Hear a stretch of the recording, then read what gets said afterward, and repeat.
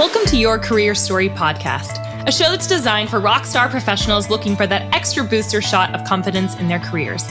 Whether you're trying to get clarity on a job transition, want some work-life balance inspiration, or need a strategy to snag that promotion or raise, this podcast is for you. I'm your host, Jenna Viviano, ex-Wall Streeter turned startup junkie who now coaches hundreds of clients, empowering them to take back control of the job search and land their dream job. So sit back, grab a glass of wine, and prepare yourself for your weekly boost of career confidence.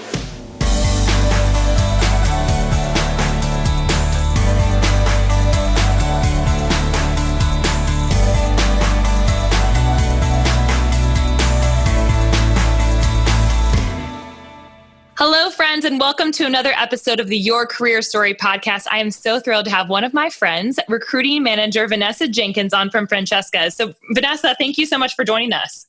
Thank you, Jenna, for having me. I'm so excited to be on your podcast today. Oh, you're welcome. So, Vanessa, you and I met a while ago now. It's been a long time. Yes, it has. It's been, over 5 years. Has it really been that long? So for people listening, Vanessa and I met when I worked at the Muse, actually, and we were trying to get your past employer on the Muse. And so I had met you in Houston, and we kind of had some conversations, and we'd stayed in touch all these years. And I've really admired what you've done in your career over the past, X amount of years that we've known each other. And you have been always incredibly articulate with how you explain, your line of work with recruiting and the work that you do. And so I just thought it would be really awesome to have you on today to chat a little bit, to, debunk some of the myths that we're seeing right now in the recruiting space. Absolutely. Well, I'll be honored to do it. So awesome. So how long have you been a recruiter for? Well, I have been a recruiter for over 10 years. I started out in staffing and then moved into corporate recruiting and employer branding. So a little bit over a decade. Time does fly. Yeah. So tell me a little bit about employer branding. So a lot of people probably on the other side of this, people that are listening are like, employer branding, what's that? So why don't you explain a little bit from your perspective what employer branding is, maybe what candidates can kind of glean from that? Absolutely. Well, I think employer branding is marketing for that potential employee to attract employees to come to your company, which is actually a pretty new concept. And now I feel as though that marketing and recruiting it's pretty much blending together. They actually call it recruitment marketing. So, for example, you go on a career site and, it's not just like, okay, here's the jobs, apply to anything that you think would be great for you. They're talking about, the company's story and why you should work with us and the top reasons and the core values and the culture fit and what we're looking for and why you would love to work at this company versus, okay, here are the jobs. Right. So just kind of getting away from like that technical it's more 3D approach. Right, exactly. And quite frankly, people are moving into jobs or they're transitioning to jobs because they want to feel like they're making a difference for an employer that they're a culture fit with. It's not just the money. I have to debunk that myth right away. Yes, money comes when you are successful and you're passionate about what you do. I really do think that money will come. I love that. But people are really wanting to be integrated and feel like it's a sense of purpose and home for them. I mean, you do work a lot. 90,000 hours in your lifetime. Absolutely. So employer branding is really bringing the story of the company to life for that potential employee. And it's not only on the career side, social media has taken effect. Most companies use employer branding or utilize social media for employer branding. Company review sites like Glassdoor. I'm sure everybody knows about Glassdoor.com. And even Indeed.com has a company branding page where you can, put reviews about the company there. So yes, it's definitely a hot topic. So recruitment marketing, I would say, is a trend that will be here for a long time. Yeah. And I think the beauty of that for a candidate, right? So a candidate can actually see the inside workings of an organization. Is this company aligned with my mission and my goals? What are their reviews like? And of course, you have to take those with a grain of salt. That's what I tell a lot of my clients. Like, even though you see a Glassdoor review that was really negative, doesn't mean the whole company is negative. Absolutely. So we want to give some grace to our companies as well. But I do think that that wave has changed a lot, where a lot of companies are realizing that it is not a candidate first marketplace, but it's a little bit more even even playing field versus where it used to be before, like the employers had all the power, where I think it's a little bit more across the board. Right. And it's all about transparency as well. I really love when a company displays like a day in the life at ABC company, or this is how it would be as a sales associate here at ABC company. I just love that. Yeah, because who then knows actually what it looks like? Until you get there day one, you're like, oh, this is what it's like. I had no clue. Right. And then I don't like it. And then I don't like it. Now I'm moving on. So you've been doing this for 10 years. So did you always know that you wanted to be in HR and recruiting, or tell me a little bit about what you wanted to be when you grew up, when you were like a little girl? Well, it's really funny. I knew that, my purpose in life is to help people. And, I just love being around people. I love talking to people. I talk a lot.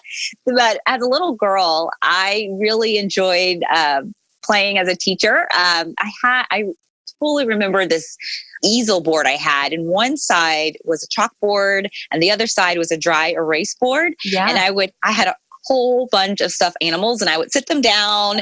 They would listen to me, talk about the lesson of the day. Yeah. My sister did that. Bless. She was just like you. Maybe she missed her calling in recruiting. Right. So and I would say I really was passionate about that. And then, I also was experimental too. So I wanted to be a doctor for some point. I love the board game operation. And I would always make my little sister be my play patient, which I'm sure she's still not fond of these days. 30 years later.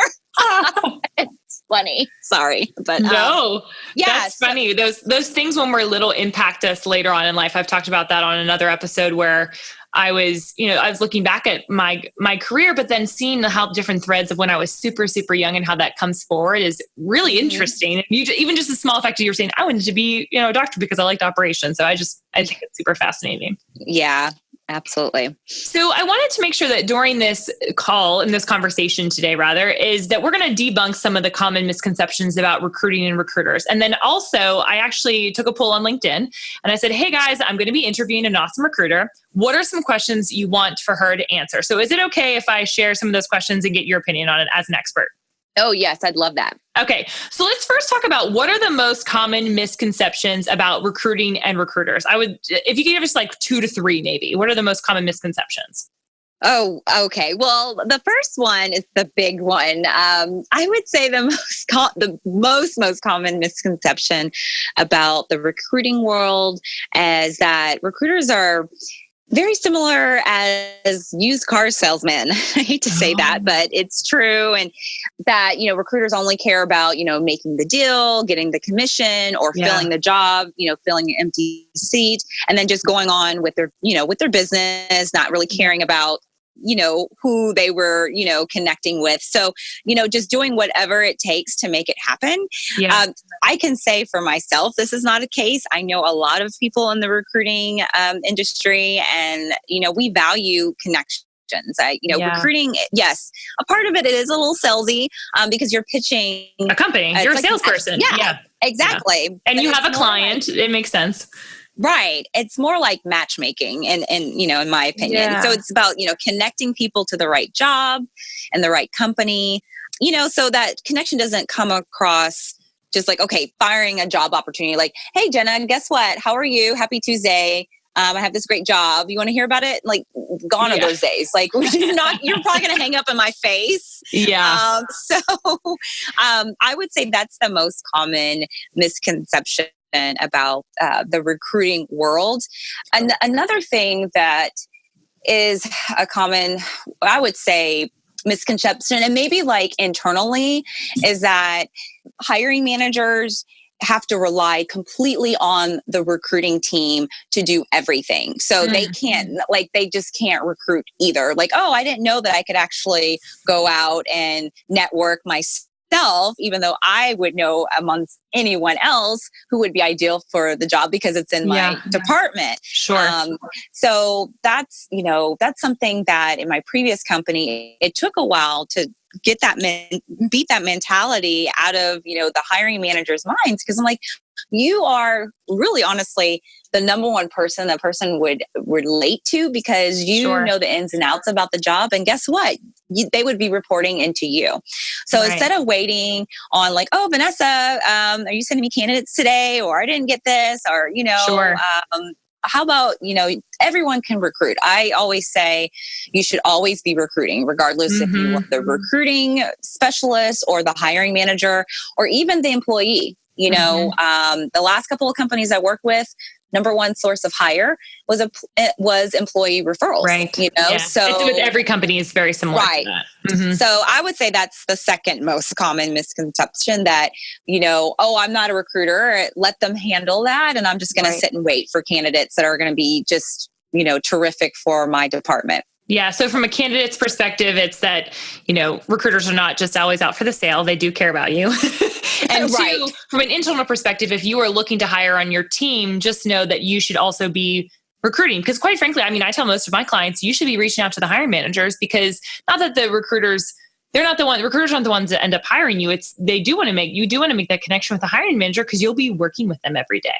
Absolutely. And so making sure that if you are on the inside where you are trying to hire, which is a lot of people, I'm sure, that you are doing that effort as well. Okay. So those are two misconceptions. So I know that, many folks get really frustrated. So this is a conversation I have with a lot of my clients, right? Get really frustrated because they feel like they never hear back from companies. What advice do you have for those people? Because I know that it can feel really debilitating.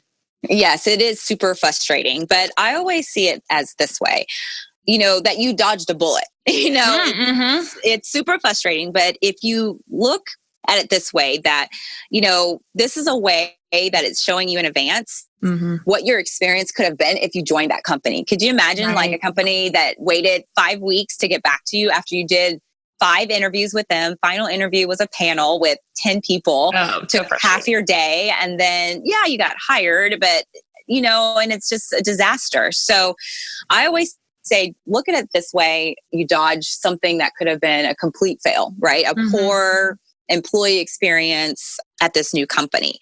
And I know the worst is when a candidate goes through the full interview process. It's actually just happened to my brother-in-law. He was super excited about this company. They were super excited. He got up to the final interview. He met 5 people and crickets. Like, they didn't even follow up with him. Like, it was so bad. Why do companies do that? Why do they do that? No, it's terrible. And it just frustrates me because it's like the ultimate ghosting. Yeah, it's ultimate. It's disrespectful, especially someone's taking their time. The time away from work. Yes. Right. The best candidates are working. Let's just face it. Most of them are working.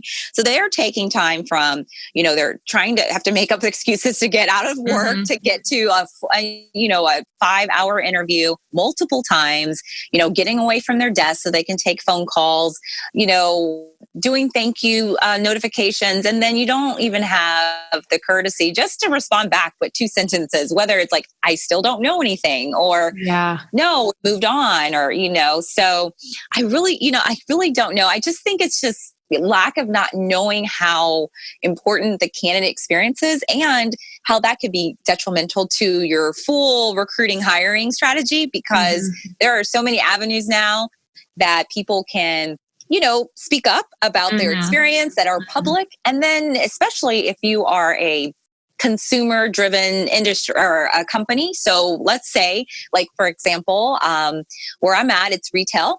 So let's say if I'm an employee and I had a really bad experience, do you think I'm going to be, shopping at their stores? I'm probably going to be a little bitter about it, So, I really don't know why, but I always say, exit in good graces. Going back to my brother-in-law, he did still send a final thank you, trying to get, response back. And then did he ever get a response? Never.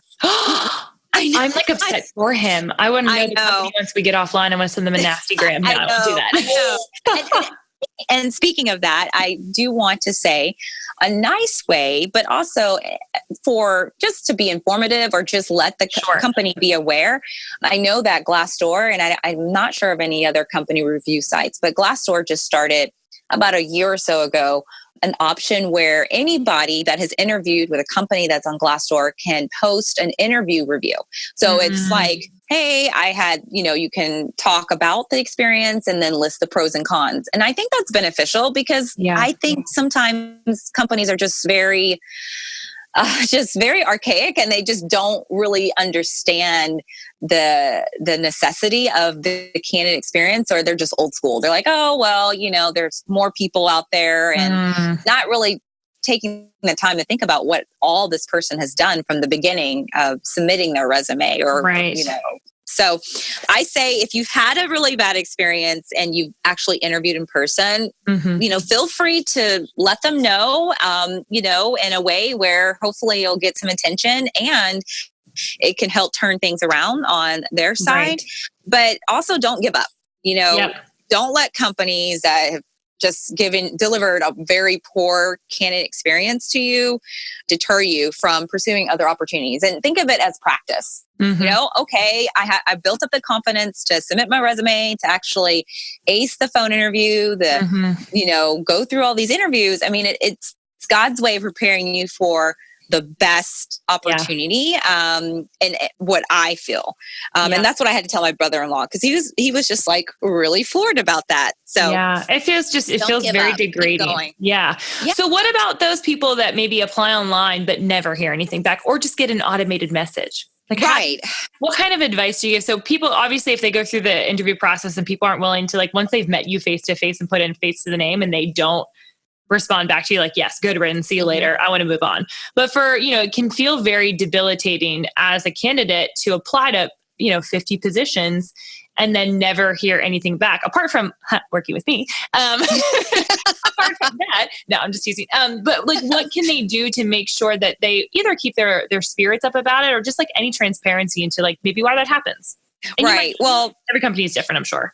Yeah, every company is different, but I will tell you this. Every company that is in the 21st century has an applicant tracking system that grants automated messaging, and even elevate. I mean, that's just basic. A lot of times the applicant tracking system has a CRM system, which is your candidate relationship management system, that really keeps whoever is interested in your company engaged, regardless if there's a position there open or not.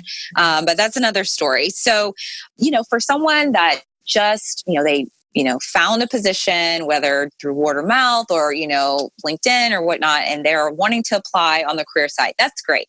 I always say, try to find a connection through LinkedIn or Instagram, or, someone that actually works in the company. Regardless, I would probably go towards the hiring manager first. If the department, if a department head, if you're applying for a marketing position and there's a marketing director or whatnot, I would probably, contact them first. Second would be human resources, specifically talent acquisition or recruiting manager. And just let them know, like, hey, oh my gosh, I saw this incredible opportunity at your company online. I did apply, but I just wanted to let you know, here's my resume just in case, for reference. I'd love to speak with you further about the opportunity, and leave it at that. And I think that goes a long way, because it's being assertive, but not like in your face stalker. Now then it's kind of like up to the company to reach out to you. The smart companies are going to reach out to you regardless. It will be an automated message if you just do the career site, unless they're just back in the days, that type of company. But if someone reaches out to you, or you reach out to the person, they should respond like, thank you, or something like that. Red flag if they don't, because I just feel like that's kind of rude. That it is rude, and you don't want, bottom line, you don't want to work for a company that's going to treat someone that's like uber interested about, a job already, versus like, can you imagine you being an employee there? So I always just think of it that way. And it's very hard. I get it, because sometimes you're just so excited about companies and you're like, oh my gosh, I want to work there, or it's really cool. And then you're like, oh, well, I mean, I know this person was kind of rude, but you want to keep going, but then you don't want to be stalkerish, where you're like contacting them every week. That won't land you the job either. So I say, do what you can on your end. And if they don't respond, or if they don't even have the courtesy to have a great automated message or have you join their talent pool network, there's so many things you can do with technology these days. Yeah. Then it's probably not the company for you. Yeah. So you talked a little bit about how a candidate can stand out in a sea of resumes, like reaching out to folks personally, one-on-one on LinkedIn, networking, et cetera. So what else do companies look for? I know that every company probably looks for something different, but maybe if you could even think of one consistent theme that maybe a company looks for when hiring, what would that be? Oh, okay. Well, I actually did a presentation on the book Grit, which is the author, Angela Duckworth. Have you read it? I have not read it yet. It's amazing. It's lengthy, but it's amazing. It's worth the read. It's worth the time. Okay. So grit is, by her definition, the passion and perseverance for very long-term goals. And it breaks down to you really want, instead of someone that's technically savvy and, can come in and hit the ground running to do this job, unless it's something very technical, like a software engineer, right. You want someone that fits your culture and has that passion, that's humble, that is wanting to succeed versus, okay, well, I already know how to do X, Y, and Z, and has no personality or any character that fits your company. So that's what smart companies are looking for now, because quite frankly, the technical skill for the most part is teachable. Someone that is ever changing, let's be real. Right. Exactly. So you have to educate yourself. You have to, and good luck. That's another story. You want to join a company that values lifelong learning, right? So, but at the end of the day, someone that has grit, they're wanting to learn constantly. They're going to do whatever it takes to get the job done. They're team players, and they're going to, help in any way their direct manager, and it's going to benefit the company overall. Yeah. So that's what I would say. It's transitioning from, okay, well, this person has, these types of skills already. Okay, they're kind of passive, or they seem a little bit too into themselves, but I rather have someone that can get this, get the technical part. I don't really hear that as much as I hear that culture fit, that, that drive, that passion, that is, it's going to go with our company's values and vision. That's really great, because I feel like a lot of people maybe they look at a job description and they're like, oh my gosh, I'm so underqualified for something. But I look back at my own career and I was very underqualified for every job I've ever applied for.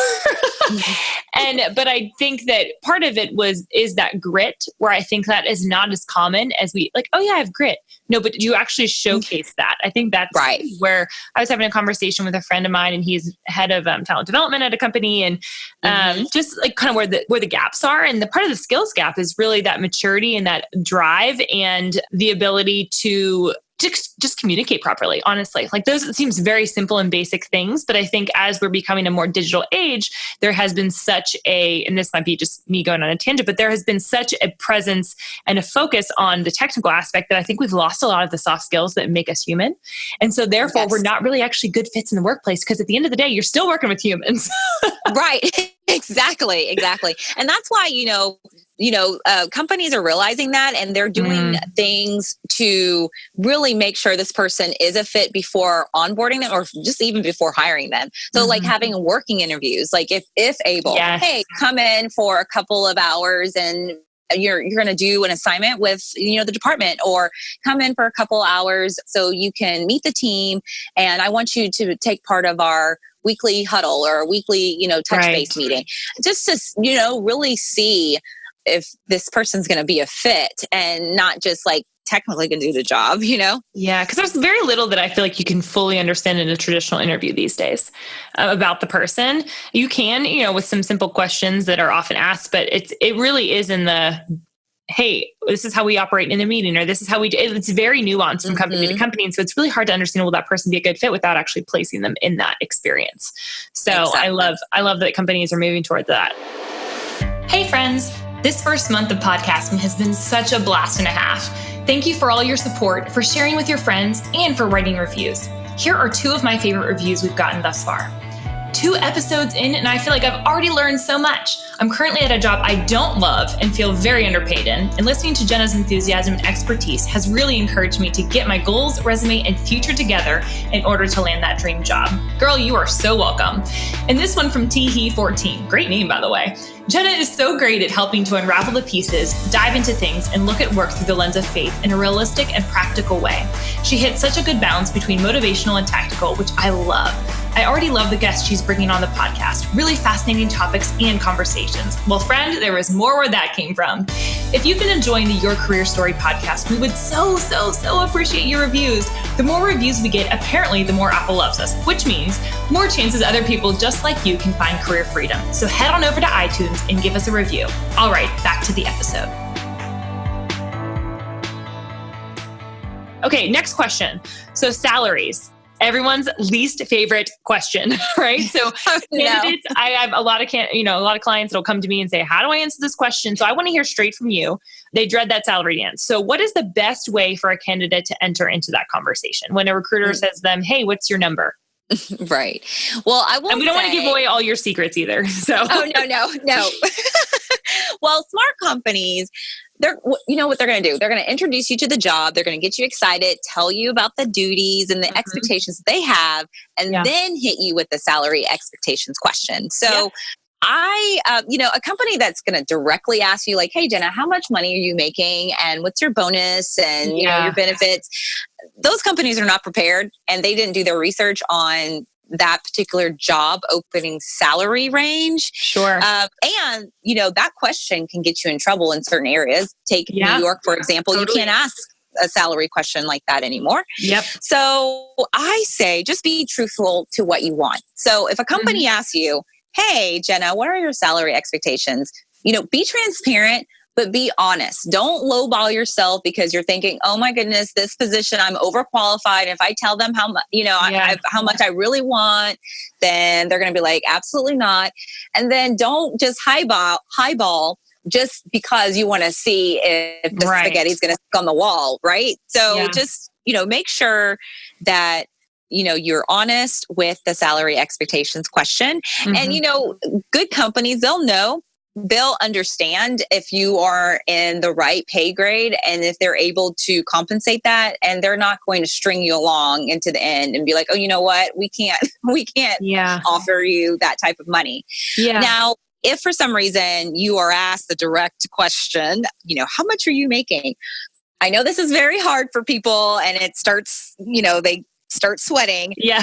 But just be honest. Like, just tell them how much you're making, but follow up and say, but this is my salary expectation.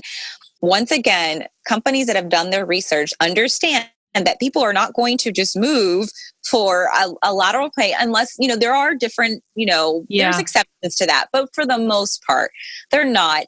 A lot of times people are being underpaid, and that's one of the reasons why they want to move. You just never know. But I say just be honest. But if they do ask you the direct questions, you need to let them know your salary expectation. Don't leave like, okay, I make X amount of money and then crickets, because they're going to leverage that.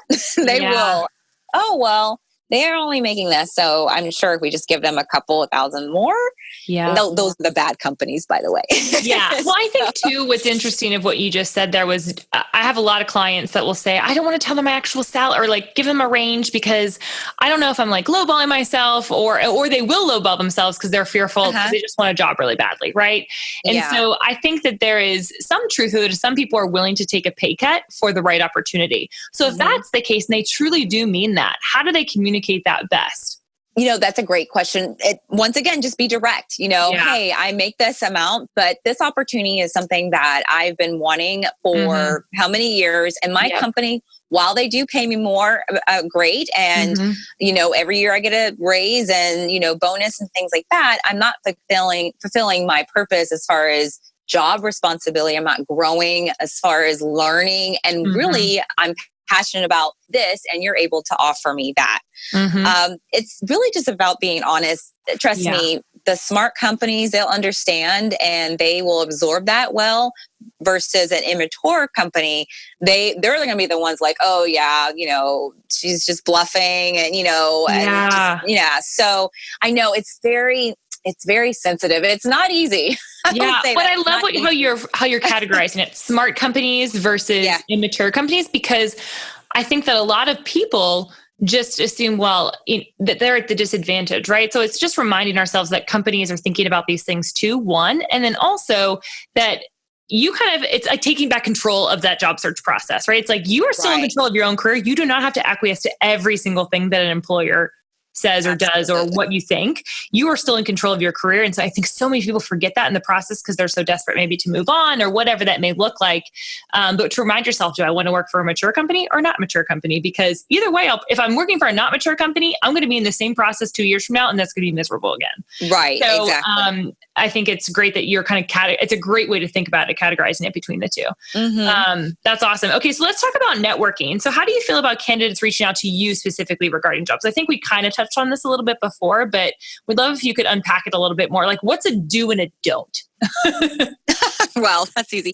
Well, kind of what we talked about before, I think a great do is if you do find a job outside of direct contact from that company. So like a referral or, looking at a job board or, directly on the career site and you apply, follow up is key. I feel as though that, pleasant persistence. Right. I still remember people that I have hired that have done that versus someone that did not, that I wish they had done. Yeah. And you just remember those people. And there's ways to really, be assertive yet nice, be persistent, but not stalker. And I think that's a great way. I even enjoy when people reach out to me without having an open job at my company. And they're just like, you know what? You seem like a really great, resource. I'm really trying to do X, Y, and Z. I'd love to network. I recently had a lady reach out to me via LinkedIn. Same thing. And I helped her, revamp part of her resume. She didn't know if she was going to go on the market or not. But she actually took me out to lunch and we're like going to happy hour in the next You just never know. You just never know. Yeah. A gentleman has done the same thing. And we actually, a few months later, found a position at the company I was at that time. So you just, like you said, you never know what the next day may bring. So network, even if the position's not open. And then definitely do so if you do submit your information to a position and follow up with, I would try the hiring manager first or someone in that department. Second would be, if you can find the talent or the recruiter.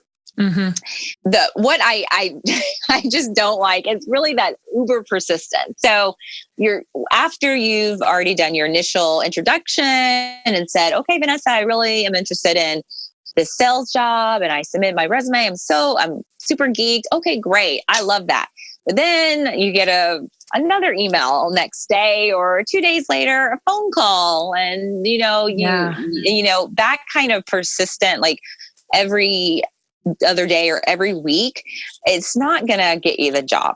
I've actually had people, this is funny. I've actually had people that, caught me on the phone, tell me like, I know this is really stalkerish, but I really want the job. I'm just really excited. I know this seems pretty desperate. And I'm like, man, I wish you could just like take a step back and listen to what you're saying to me.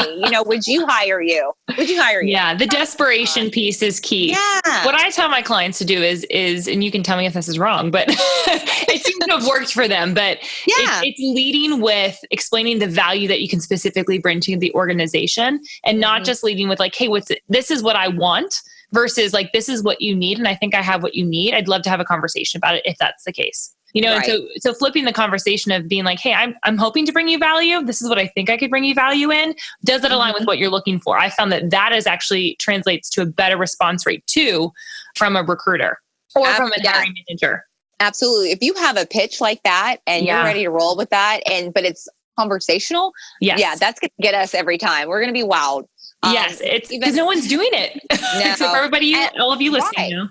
Yeah, and that's even advantageous on a resume. Yeah, totally. Tell me what's the value of why should we hire you versus you have expert Excel skills. Everyone says they have expert Excel skills, and they love to on their travel. resume, right? No, it's really make your story pop. Like, why should we hire you? Yep. I love that. I think that's really important. We're having another one of my clients actually is going to be on a later episode, and he kind of adopted this networking mentality and had reached out to somebody who he knew did not have a position available for him in a totally different state. And fast forward many months, the guy ended up circling back with him and said, "I just loved," because he would like reach out to him every like 2 or 3 months or something like that. It's like once a quarter to say, "Hey, just want to pop in and see how things are going." And he finally said, "I just loved your persistence. I think that you'd be a good fit for our company. Here's a job." Like literally that's how, and they didn't even have an interview. Oh my gosh. I love that. And so you just never know. And I think it's a pleasant persistence, but not so persistent that it's stalkerish, like you said. So it's like there is a healthy balance in between, and then always making sure that you're showcasing the value that you have versus, "Hey, I just really want this job. I think I'd be a really good fit." No, you haven't told me anything about why you would be. Right. So I think people really need to take a step back and think about what's in it for the company. And if you're able to actually articulate something that's intelligent and is truthful, they're going to be more than willing to have a conversation with you more often. Right.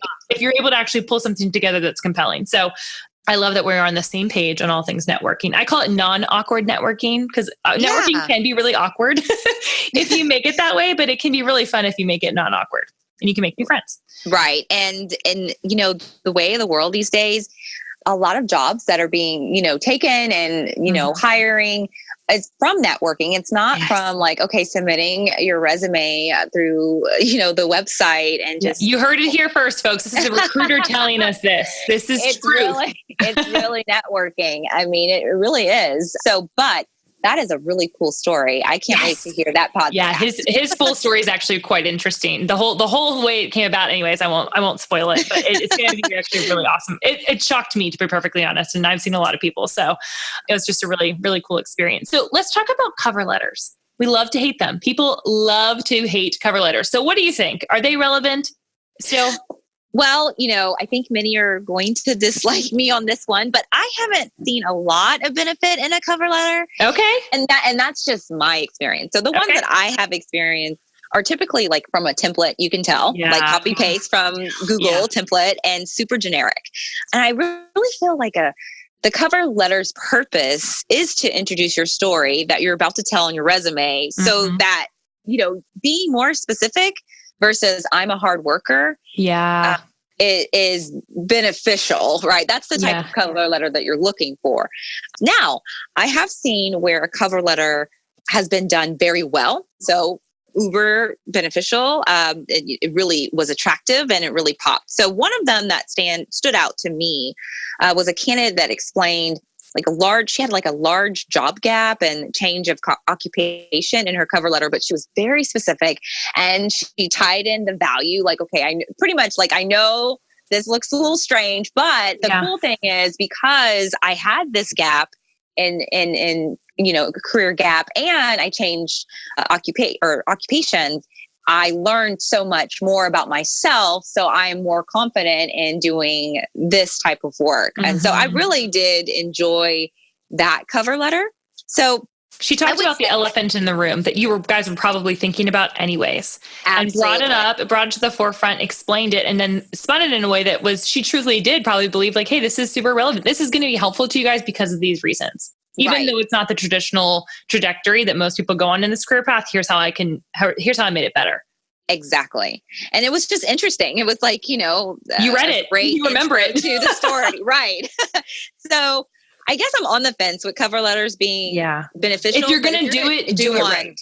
Yeah. Do it right. Be specific, so you're convincing the reader to consider you for the job or at least want to do a phone interview or meet you in person, Yeah. So you've been in recruiting for a while now. You've seen lots of different phases. We were talking a little bit about recruitment marketing and employer branding, but how do you feel like the recruiting landscape has changed and what can candidates really look out for? Oh man, this could be like an hour, Jenna. So well, number one, and this is kind of like common topic and theme throughout our conversation. It's all about the candidate. So, recruiters, companies are here. They should be here to serve the candidate. In this tight, competitive market, you've got to wow the candidate, and from the very beginning. So, starting with employer branding. To how streamline your recruiting, hiring processes. Even the way you deliver offers, has to be a great candidate experience. To pre-onboarding, so the time where, you put in your notice and 3 weeks later you start, you still have to keep them engaged and excited. Yeah. And then of course to onboarding. So another thing that we talked about that I feel as though candidates should look out more for is the recruitment marketing piece. So if, companies, hopefully, if the company does not have a great connection between the recruiting and marketing team, that's going to be a big problem, because that is a wave of the future. And you can see it as a candidate just looking on the career site. Like I had mentioned before, tell us about your story. Top reasons to work here. We've got testimonials, videos, photos, everything. And it's coming at you constantly. It's not just like when you go, on the site, there's retargeted marketing where, it's popping up in your face. You're like, where did that come from? But that's because you originally saw it, a few days ago or whatnot. So recruitment marketing's one.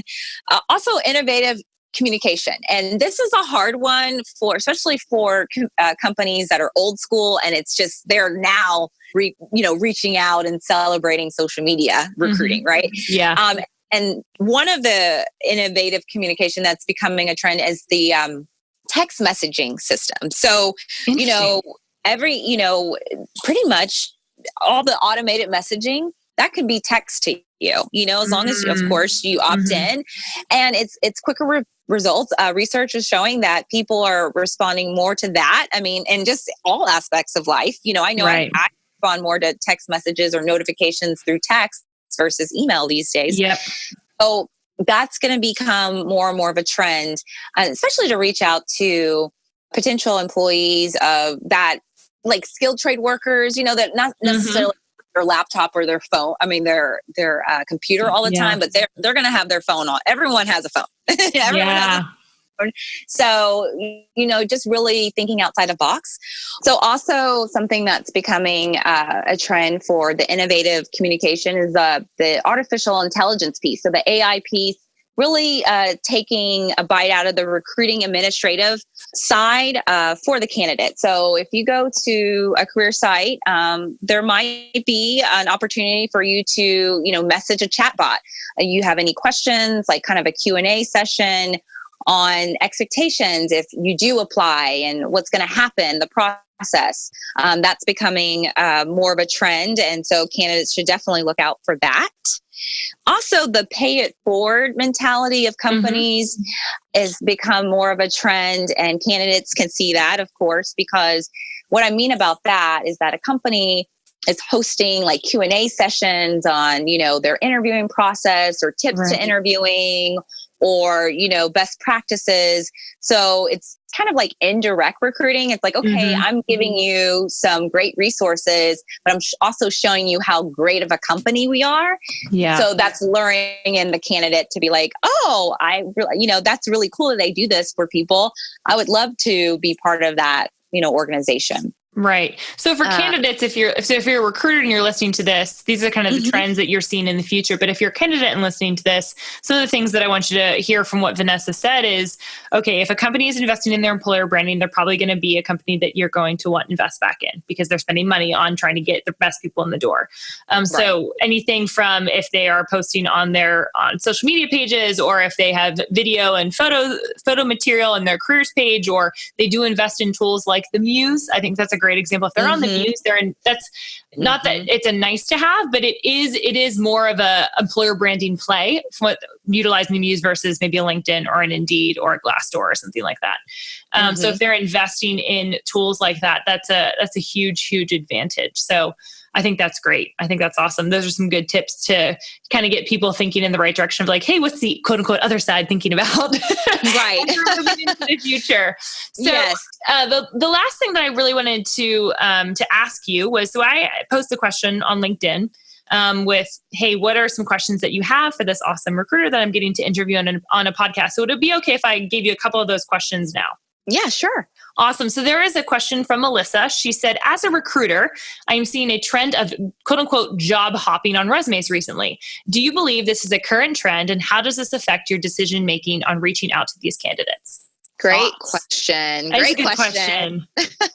It's helpful for candidates to listen to too about the idea of job hopping. Yes. So to be honest, I'm not a fan of job hoppers, but recently I had this conversation with myself. I asked myself this question, like, what's the, because sometimes it just really makes me mad. Yeah. Like, oh gosh, I asked this question, what's the definition of a job hopper? So it's really difficult to answer this question because you really don't know a person's story by just looking at their piece of paper, right? Looking at their resume. Very 2D. Yeah, you must have a conversation with them, the 3D concept. And then once the conversation is made, should that person be turned down because, unfortunately they went through back-to-back layoffs, or, they took a position they thought it was the dream job, but it turned out to be just a nightmare, unhealthy, right? And they had to get out, and then they went to another job and that turned out to be a dud. I mean, is that really their fault? Should we fault them for taking a risk? As everyone knows, you have to take risks in order to grow in all aspects of life, I believe. So I think these are a few scenarios that makes the job hopping question so subjective and just honestly hard to tackle. But, it's not, I don't feel as though it's like a trend. I feel that job hopping has always been around, but it's now heightened, due to the market. Yeah. It's like, it's an oyster out there where transitioning jobs is not challenging as it used, or not as challenging as it used to be. And it's more acceptable these days. Gone are the days that, the majority stays at a job for 10 plus years or even 5, 5 plus years. Totally. So I guess, if you see a resume or you see someone that has been literally in 10 jobs in the past 5 years, yes, that is a red flag. But if you come across a job hopper, quote unquote, that you like what you see on their resume and, their qualifications or what you're seeking, have a conversation with them at least, get to know their story and see if their job hopping is permissible for, the position and your company. So, yes. I think that's a great answer to that question, because a lot of people are worried about that, though I think it's more common to have more jobs nowadays than people in the past have. But making sure that as a candidate, if you have, that is part of your history, to have a really solid story about why that is. That you can't just have hopped around for fun and not expect to get questioned about it. So just always having kind of some verbiage or some pitch around that. So I think that's awesome. Right. That's really helpful. And then go ahead. Was there something else you're going to say? Oh no, I would say, in those cases, that's when a great cover letter could be very beneficial. Good point. Okay, so the last question I'm just going to pull from this thread here is there's a debate of creative versus more traditional resumes for creative careers. And I think even just for non-creative careers. So I'm adding that in from Dylan's post. Also in regards to resume and LinkedIn profiles, what pitfalls should be entirely avoided? Thank you. Okay. Well, I think creative resumes are great for relevant fields. For example, if you're applying for like a digital marketing specialist, you probably don't want to go with just a normal CV. And like you said, traditional resumes are even becoming more modernized, so more creative these days. My clients have a hybrid model. That's what we adopt. Oh, right. Yeah. I actually decided to use a template recently that I bought from Resume Foundry. Okay. When I sent it out to just some contacts, I got feedback and everyone was like, this is great. And where can I find this? So just a hybrid. I love that. I think, you just got to keep up with the times, as you said, and why not modernize it a little bit? It just will help it pop. So Yeah, I think that's really important. There's the differentiation factor, I think is good, but making sure it's not so gooberized is what I like to call it. Don't Right. goober it up and put all these different types of fonts that are like curly fonts and like bright neon color. Like, no, just make it understated. You can have color, just make sure it's color that like makes sense. Right. You hit it right on the nose. Yeah, you just don't want to have like Elle Woods from Legally Blonde. I'm sorry, but it just doesn't. Right. Like, don't send to your resumes. Right. I say that too. Like, it still needs to be professional and friendly, and it needs to pop, but it doesn't need to be like popcorn, like popping all over the place and infographic pictures and, like you said, neon highlighting and stuff. Which I've seen, it's like wild. I'm like, oh, so too busy is not good. The second question you had, pitfalls, right? Resume, LinkedIn profiles. Well, I think as far as both of them, a major pitfall that you don't want to get into would be avoid or having different information on your resume and LinkedIn. You want it to be similar. Mm-hmm. So really like dates of employment or just employers, period. Keen recruiters or smart recruiters are going to see if you have a LinkedIn account, if you haven't put it on your resume or through the, the way that you submitted your information, just for that, to see your the presentation of how you present yourself on your LinkedIn profile, including dates of employment. And you'd be surprised. A lot of people, they kind of flourish things or butter things up on their resume and they forget, I did, or vice versa. So I would say don't do that. That's a major pitfall. Another thing, and this sounds so simple, but it's like it just drives me crazy. And it's typos. Like, I don't understand why people do not use spell check. Even for like LinkedIn, you put things on, either use Grammarly with the Chrome extension or you type things in Word doc, spell check, and then copy paste. But that drives a recruiter, I would say anyone, crazy. Nuts, absolutely nuts. So some typos and just making sure that everything is congruent, that messaging is congruent, that there are like all the dates are the same. Seems pretty obvious, but you're right. And I think a lot of people, because they're not used to using LinkedIn, like resume, they're very accustomed with, right? We're groomed for that from the very beginning. But I feel like LinkedIn, people just get so lost on LinkedIn. And I feel like the only people that really know how to use LinkedIn really well are recruiters and salespeople. Like, those are the only people that know how to use LinkedIn well. We're starting to breed everybody else because my personal opinion is LinkedIn is the most non-invasive social media site out there that doesn't make you feel bad about yourself. Like, you can go on there and it's totally fine. Looking at someone's engagement photos or, the comparison is very little there. And so you might get junk on LinkedIn from time to time, depending on who you follow. But generally speaking, I feel like it's a great social media platform that's productive, a productive use of your time. And it's actually not going to make you feel bad about yourself. So all that to say, let's encourage people to be on LinkedIn more. I think that's more of the problem, is that people just aren't on it enough to actually use it. And it's expanding. I mean, it used to be where LinkedIn was only for like senior leaders, executive, and, now it's, all levels, which is great, because that's even more networking you can do and you can tap into all different markets. So get on LinkedIn if you're not on LinkedIn and you have a job. It's the best tool out there. I'm such a huge proponent of what they're doing, and they're building a lot of really cool features, and they've just done a really, really good job at it. Well, I really appreciate you being on here and answering these questions. One final question until we let you go for the night, because it is nighttime while we're recording this, sister friend, is what is the best piece of career advice that you've ever gotten? Oh, goodness. Well, it actually was a question that was given to me a while back, and it's real short and simple. And that is, why not? So I guess, why not try something new or why not take that risk that could potentially will ultimately benefit your career? Why not help others be the best they can be?